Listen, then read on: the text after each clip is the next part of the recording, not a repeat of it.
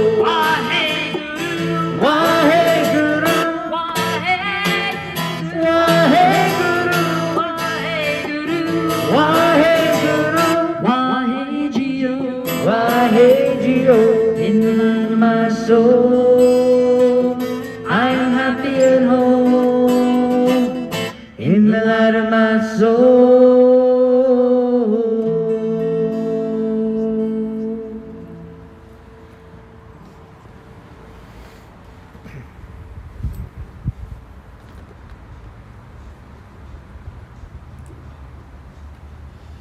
Blessed One, in the light of our souls, we are one.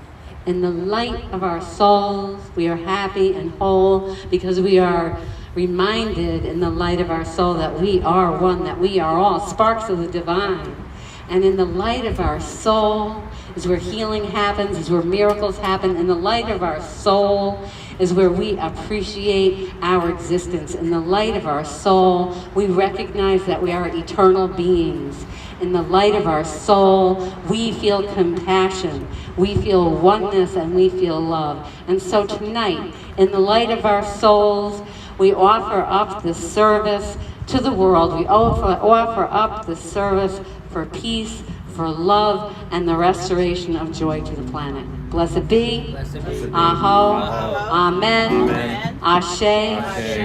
So it is. Om Shanti Shanti Shanti. Our reading tonight comes from No Mud, No Lotus, The Art of Transforming Suffering by Thich Nhat Hanh, under the section entitled, What Suffering is Made of.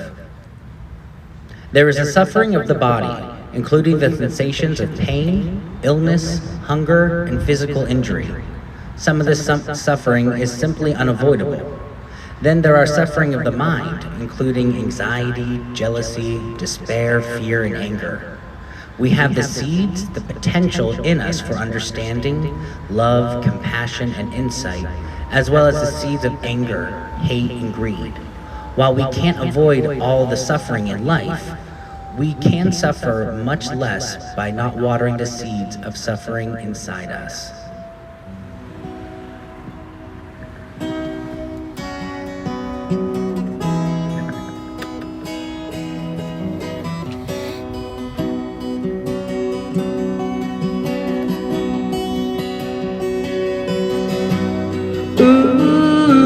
Child, things are gonna get easier.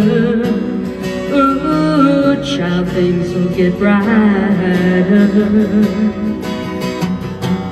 Ooh, child, things are gonna get easier. Ooh, child, things will get brighter.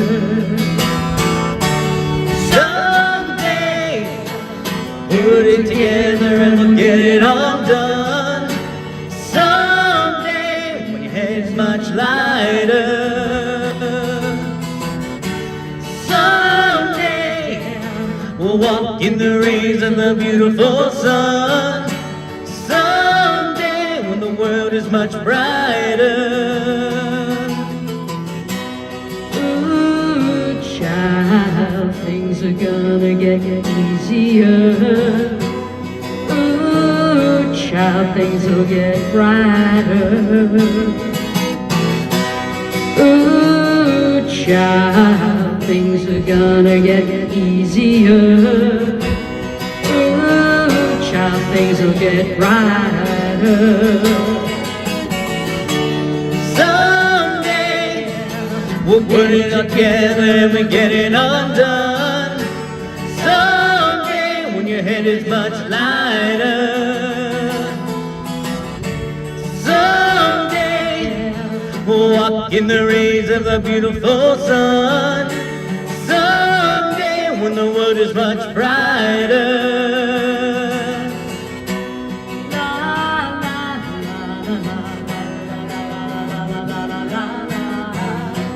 La la la la la la. Someday, get it together and we'll get it all done. Someday, and it's much lighter. Someday, we'll put in the rays of the beautiful sun. Someday, when the world is much brighter.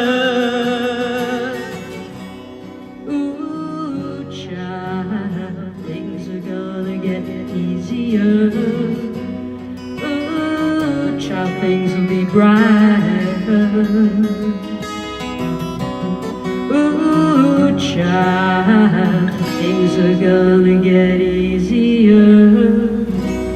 Ooh, child, things will get brighter.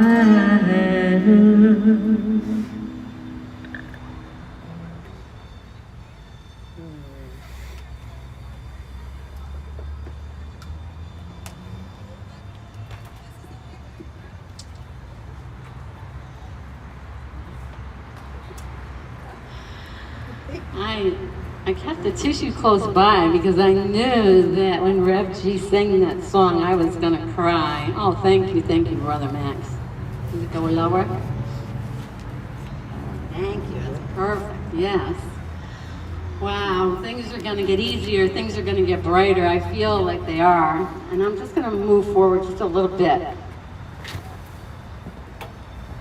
So let me help you. All right. You just move this back. I want to be able to see Sister Fran. Where you want me to move it to? I just want to move forward so I can see my Sister Fran. There we go. Good? All right. Yeah, this is much better. Now I can see everybody. Hi, Sister Fran. Wow. I'm so delighted to be here again after 2 weeks. And I gotta say that these are a long 2 weeks. I feel like I've been away for so long. I went for hip replacement surgery on the 11th. And here I am 13 days later, feeling just amazing and so happy to be here with you all and to have gone through and have the surgery behind me and to be feeling less pain than I have felt in so long. I just really feel like I have a new lease on life. So, hello everybody, namaste. I'm so happy to be home. You know, last week Rev G and Rev Max did the service on Mending a Broken Heart. And during his message, Rev Max mentioned No Mud, No Lotus, which is Thich Nhat Hanh's book. Thich Nhat Hanh is a Buddhist monk who's written many books, but No Mud, No Lotus is really a beautiful little book that reminds us that suffering is universal, that suffering is part of life, and to learn how to suffer with grace, to learn how to embrace suffering, and to learn not to regard suffering as this negative thing, but to regard it with compassion and to transform it with light. When I looked at the term No Mud, No Lotus, the thought that occurred to me later was that I've been mud wrestling. That I spent really months wrestling in the mud. And the mud is really the personal pain.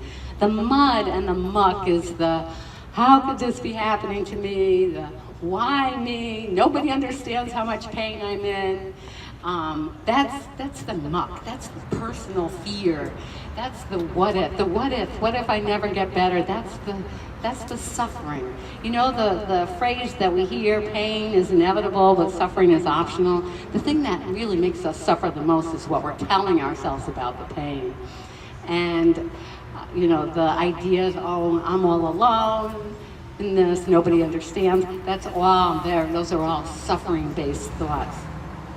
And of course, our healing lies in our shift of perspective. And I realized, why not me? Why not me? I recognize I'm not the only one going through this. It's my turn. It's my turn to experience physical pain. And there are so many of us that are going through pain. You know, Carolyn Mace uses the analogy of a house in terms of levels of consciousness and experience. And she says, you know, when we're on the first floor of a crisis, we're there smelling and tasting it, you know, we're smelling what's happening, we're seeing and hearing what's happening, and we're in the chaos of what's happening, and we're living it. But if we're on the top floor, that same chaos that's going around us, we have a higher perspective on. And so we need to remember that there's always a higher perspective. And when we're down in the bottom, when we're down in the muck and the mud, we're only seeing our personal experience. And when we're able to elevate ourselves, then we're able to put it into a context and, oh, I'm not the only one suffering. And guess what? I'm not alone. And guess what? I have sisters and brothers who have gone through much worse. And guess what? Some are going through right now. And their context, as above, so below. So how is my pain being reflected in the world? Because I am a reflection of the world process. And the world process is a reflection of me. And how do we heal? And how do we address the inflammation of this planet that's been so toxified? We have to make a choice to shift that perspective.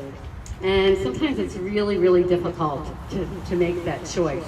For me, it really was a process. I suffered for months, emotionally and physically, with my physical pain. I struggled with fear. I struggled with feelings of grief and betrayal, which are natural feelings to go through when we're, faced with a sudden change, a certain one that involves pain. But there comes a time where we have to take responsibility and recognize that we have to choose to change those feelings that are causing us to suffer. I see clients who beat themselves up for suffering, who beat themselves up for their feelings. I did it. I was beating myself up for self-pity. Like, oh, you shouldn't feel so sorry for yourself. And if I cried, I'd beat myself up because I was crying. I should be, buckle up.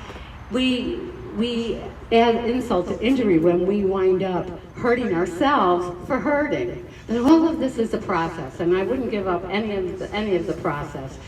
Thich Nhat Hanh would say, go towards that suffering as if it were a precious, precious child. Oh, there you are, my suffering. Oh, there you are, my wound, my sacred wound. Oh, there you are, I love you, I value you, I'm with you. I value my precious wound. I value my suffering. It's a much different loving energy than what's the matter with you for feeling this way. When I was in those places of fear and pain, and when my hips and hands were hurting, I would try so hard to affirm health and to affirm feeling joy, but I found myself in a place of doubt and fear over and over again. And I had to ask myself, am I living according to my beliefs? And look at, what do I believe? Well, I do believe that I am not this body, that I am an eternal being. And I do believe that I have the power to heal myself with my mind. I believe, and yet I struggle to practice what I know to be true. I struggle so hard. I mean, isn't that the dilemma most of us face? Like, we're not being able, knowing what we could be doing, knowing what higher consciousness tells us, but not being able to practice it.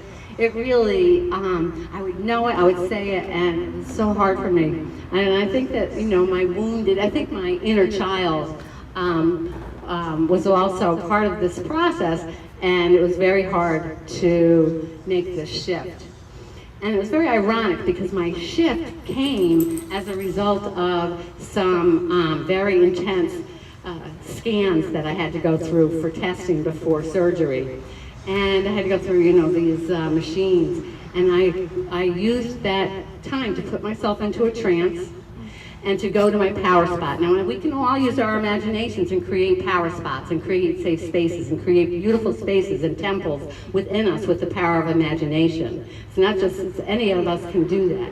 And so by putting myself into relaxation and going to my power spot, I was able to connect with spirit guides and spirit animals, and I called in the angels, and I called in all of my allies, and spent hours in communion in my imagination, in the state, with these higher guardian spirits. And in that circle, and I have a violet healing flames, and I have rainbow waterfalls, and I have just my lion and my bear and my eagle and my sparkle, and I have all these angels, and I'm in a circle. And I called up the vision of healing, and I prayed for the vision of all of the doctors, technicians, and nurses to be well and functioning. And I called in the vision of myself dancing, the vision of myself walking Shanti, the vision of myself healed and whole. And then into the circle,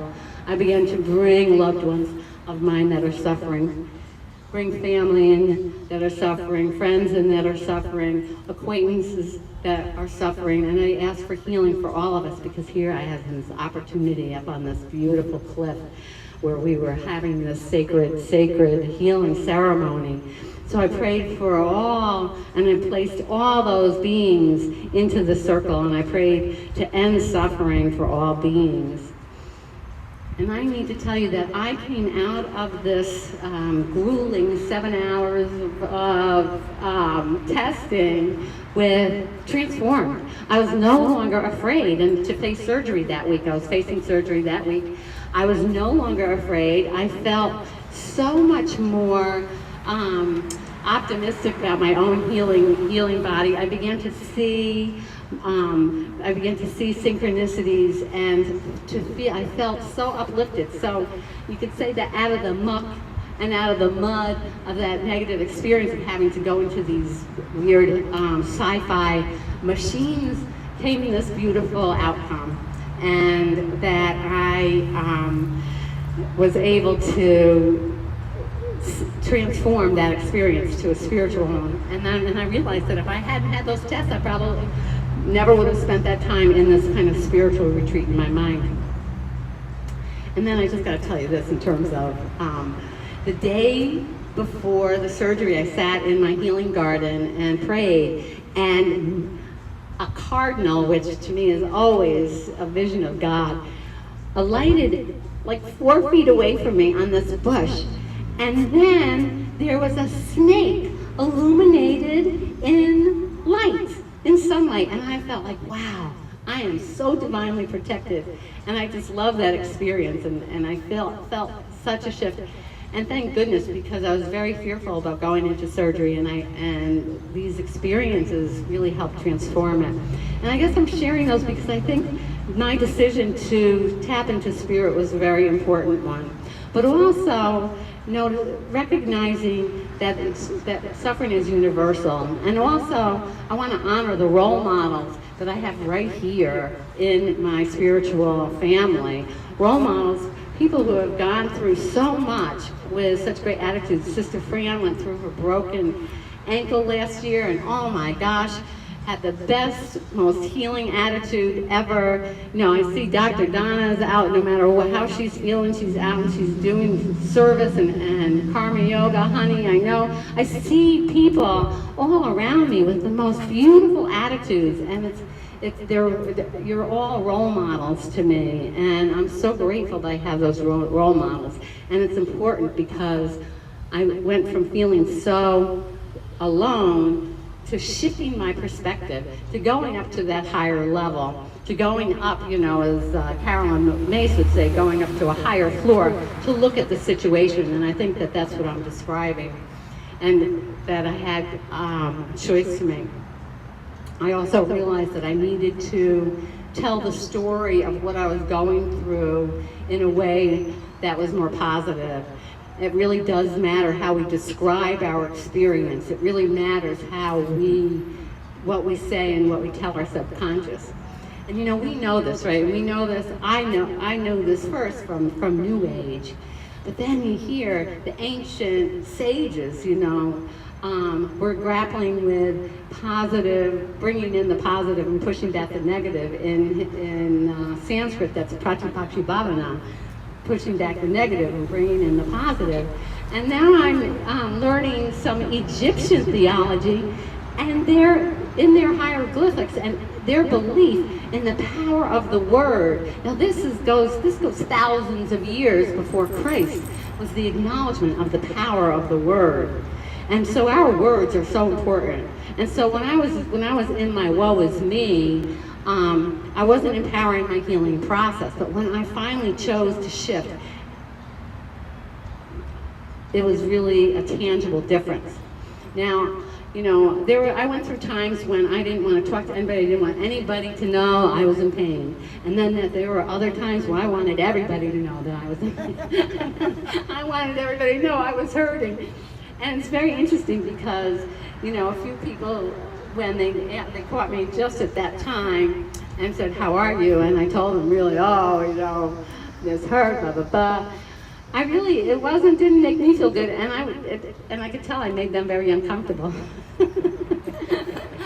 And when I made a decision to say, you know, I'm getting better every day,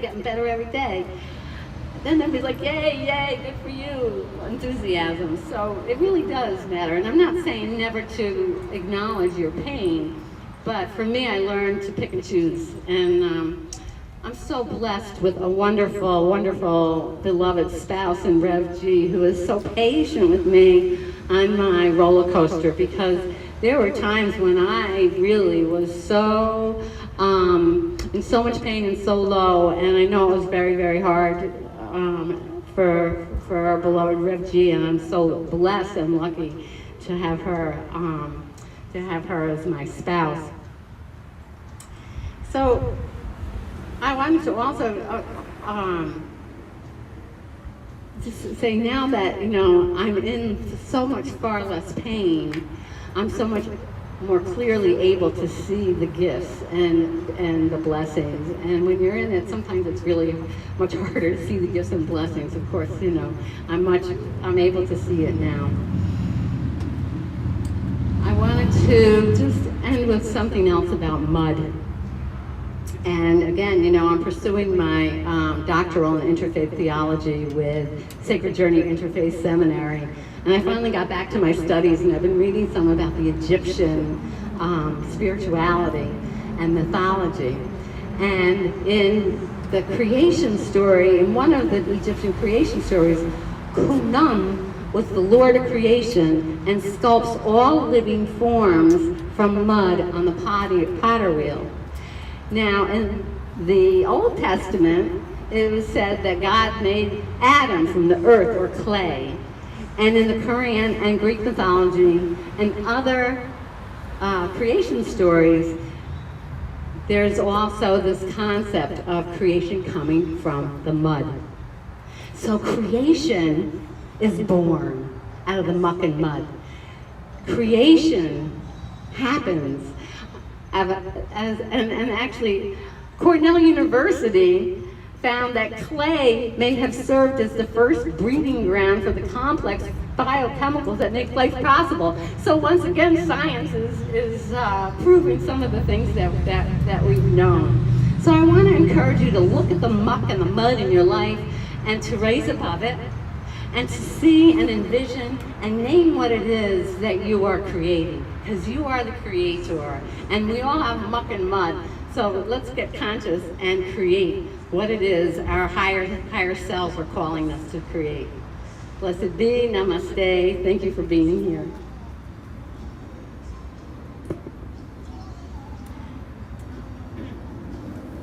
I want to invite my sister fellow clergy to comment. Rev G, do you want to start, or do you want to? Sure. It's so good to have you back, Sister Chris, really. It's definitely like, what's the word? There's an emptiness, right? There's this hole, and we're so glad that we're complete now. And in the same way, it's so good to see some of you who have been away, and it again, like, we're complete, right? So we need you, and we love your presence. I have a hard time with this. I struggle with this. I know that pain is definitely inevitable and suffering is optional, and it is all about shifting perspective and bringing in a higher power. You know, it's, for me, recovery terminology, right? So you got, you know, the first step is we're powerless. We're powerless over people, places, things, circumstances, situations. Boy, if it was up to me, none of this would be happening. There's a lot of things, if it were up to me, wouldn't be happening, or would be happening differently, right? But I'm not in control of that. So I come to believe in a power greater than me could restore me to sanity. And then I make that decision and turn my will and my life over to the care of that higher power. And that's the shifting of perspective for me.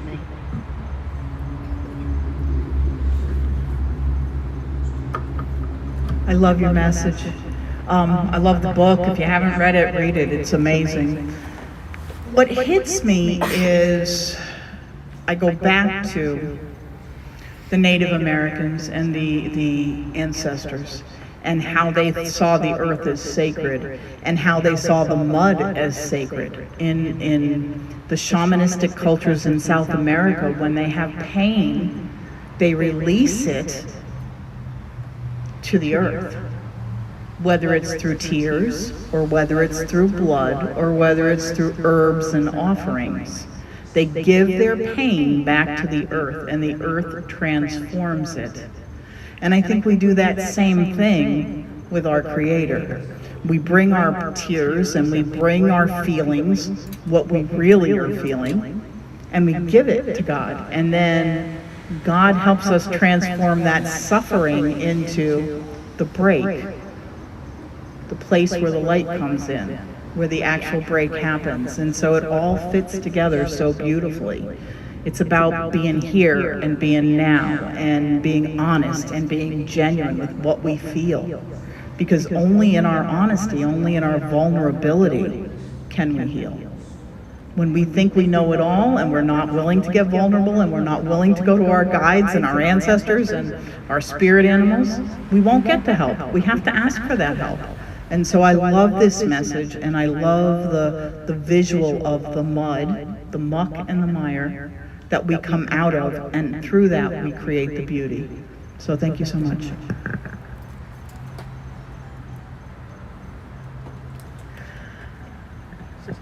Yes, it's so good to have you back. Wonderful message. I love that you talked about the whole idea of why me, why not me, you know, and I love that you mentioned such a healing thing for me and for so many people is the idea of knowing that you're not alone in your suffering.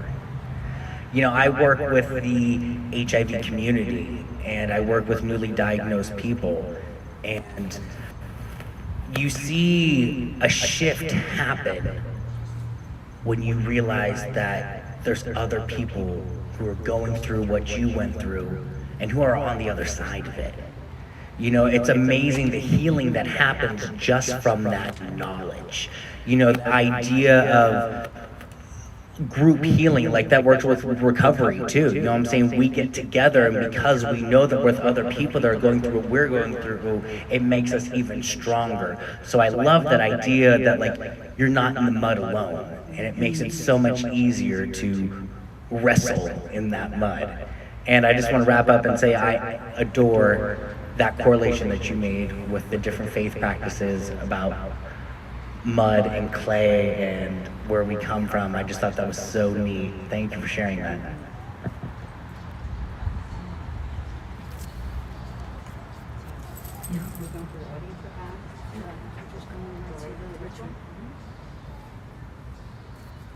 I mean, unless, I mean, it's 7:10, so it's up to you, Max, to come around with the microphone. Yes.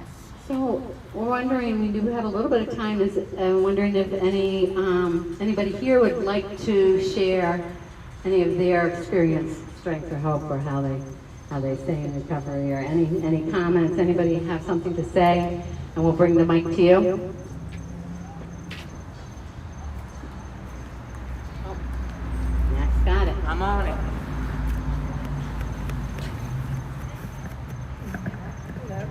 We are so happy to be back here again with our spiritual home and our family, and I especially wanted to be here for Chris's renewal, and we're so blessed to see you doing so well and happy. And Chris had mentioned what's happening with me, the knee that's just torn to bits, and I've been in pain now with it for 10 years.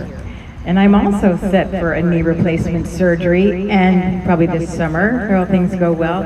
So I'm encouraged, and I'm excited, you know, to see how you're at the other end of your pain. And so, you know, I love to do yoga, so sometimes I do chair yoga if I can't do the full yoga. And I've even invented a little thing called chair belly dance, because sometimes I can't stand to belly dance. But I think you're right, it is all about attitude. And instead of just crying and saying, oh, I can't do yoga, let's chair yoga together, you know. And I know many of us have pain and suffering, and I think you really inspired us to look to the other side. So I thank you for that. Great to have you back. Anybody else? All right, so we'll move into our ritual. So, for our ritual, this is what I thought. And Rev G and Rev Max were going to sing this beautiful song called what? Well, it's Shalom, Salam, Shanti. Peace, peace, peace. I like it. It's peace, peace, peace. And so what I would really, what I thought we could do is invite you all to stand up and to get as far away from each other as you would feel comfortable taking off your mask. So stand up and look and see where you are in proximity to each other. And if you're not comfortable taking off your mask at any amount of feet, then don't. Then that's really a personal choice. But we wanted to just kind of see your beautiful faces for a change.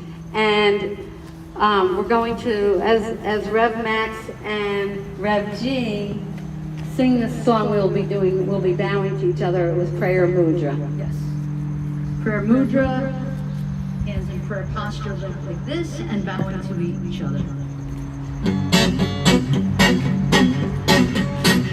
Avenu Shalom Aleichem. Avenu Shalom Aleichem. Avenu Shalom Aleichem. Avenu Shalom, Shalom, Shalom Aleichem. As-salam. Assalamu alaikum. Assalamu alaikum. Salam, salam, salam alaikum. Bringing peace unto you. We're bringing peace unto you. We're bringing peace unto you. Shalom, salam, shanti alaikum. Om shanti, shanti. Om shanti, shanti. Om shanti, shanti. Shanti, salam, shalom alaikum.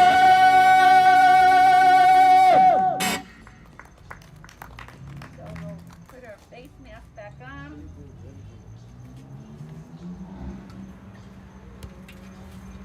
Blessings of peace. It was wonderful to see your faces.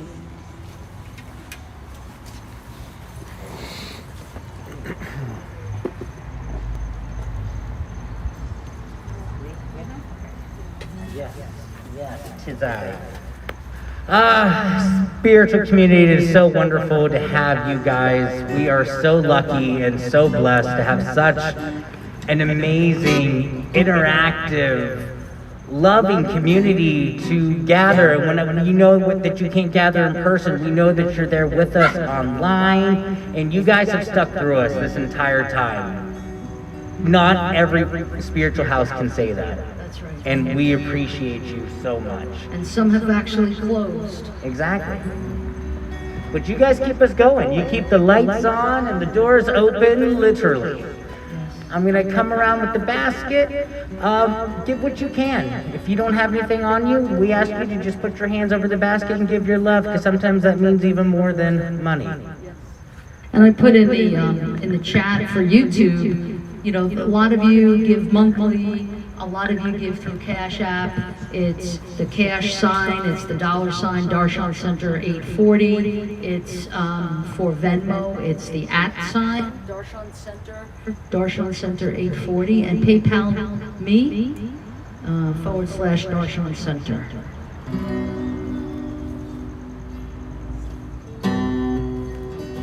I'll start us off, Rev Max, until you get back to me, okay? Jason Mraz.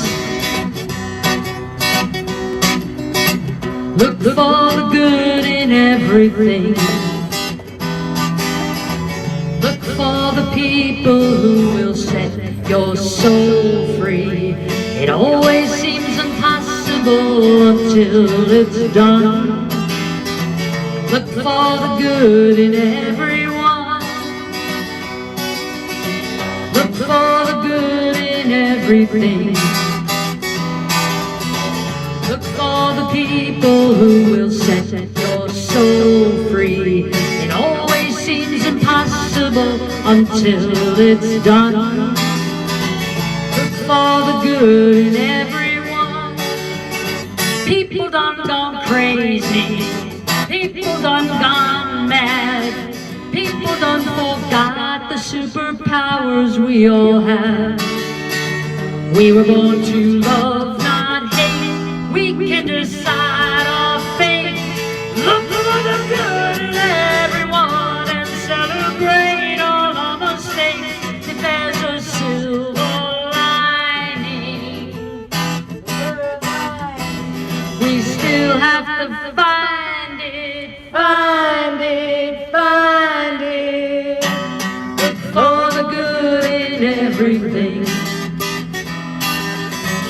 Look for the people who will set your soul free. It always seems impossible until it's done. Look for the good in everyone. Everyone needs sunshine. Everyone needs rain. Everyone is carrying around some kind of pain. I see who you are. You're just like me. I see you're searching for a purpose, guided by your dream. I see who you are. I'm just like you. Well, I get lost sometimes and I forget what I came here to do, but I keep on trying. Keep on trying. When it gets frightening, frightening, frightening. Look for the good in everything. Look for the people who will set your soul free. It always seems impossible until it's done. Look for the good in everyone. One more time. You know it now.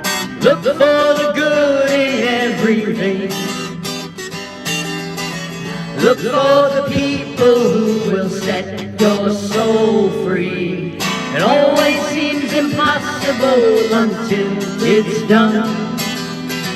Look for the good.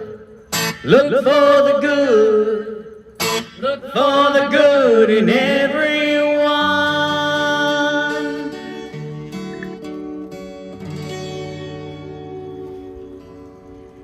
So, how many of you are missing Kirtan? How many of you plan to come March 13th? Because that's what we're going to have at Darshana Palooza.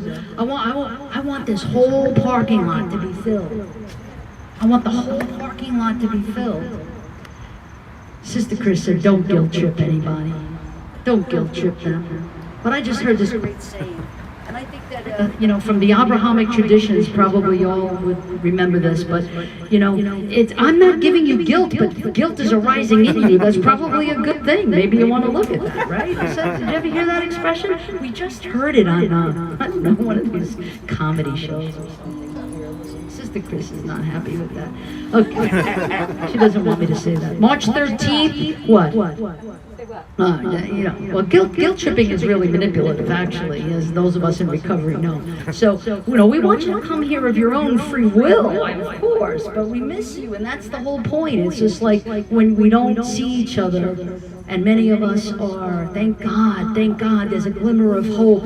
A lot of us here are starting to get vaccinated, and it's gonna happen. It's gonna happen. It's gonna happen. Very, very soon, it's gonna happen. And I still don't know about inside. I still feel leery about that. But I definitely feel hope-filled with what we've been having here. Because every single week, honestly, you lift us up. We're not here to lift you up. You lift us up collectively. And so we really need you, and we love you. So March 13th, put it on your calendar, save the date, 7 o'clock, right here, Darshanapalooza. Any other announcements? Yeah, I want to make one. I hope you guys are all on the Darshan Center members Facebook page.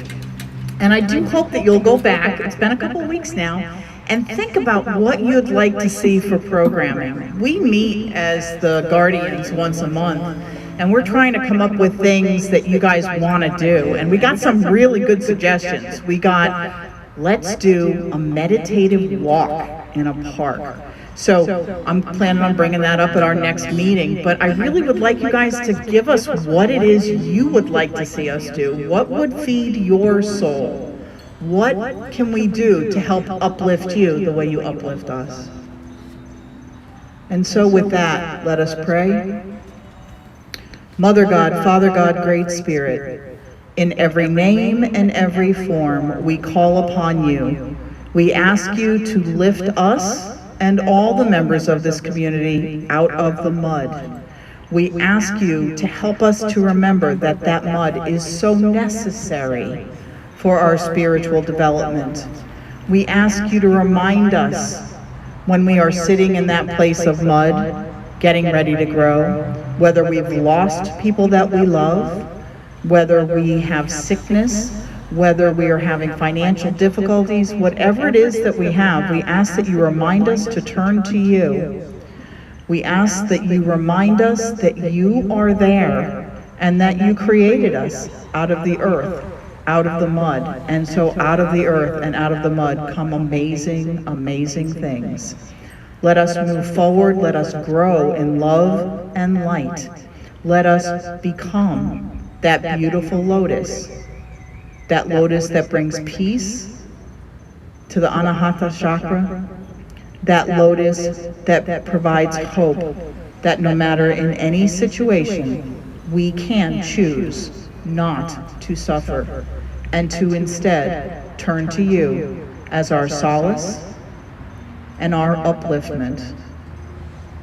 And we say, Amen, Amen, Aho, Ashe, blessed be, so it is. So it is. Om Shanti, Shanti, Shanti. Next week, dynamic duo, we've got Rev Mary and I are going to be sharing the sermon, and we're going to talk about worship. Very excited from the Hindu perspective, and from the Abrahamic perspective, and from the Native American perspective.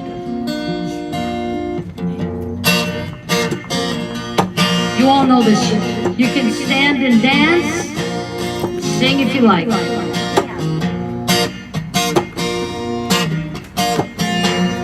I can see clearly now the rain is gone. I can see all obstacles in my way. Gone are the dark clouds that had me blind. It's gonna be a bright, bright, sunshiny day. It's gonna be a bright, bright, sunshiny day. I think we can make it now, the rain is gone. All of the bad feelings have disappeared. Here is the rainbow I've been praying for. be a bright, bright, sunshiny day. It's gonna be a bright, bright, bright, sunshiny day.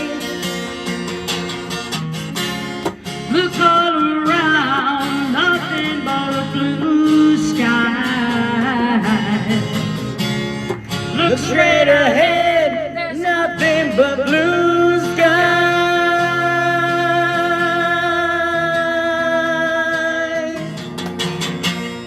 I can see clearly now the rain is gone. I can see all obstacles in my way. Gone are the dark days that had me blind.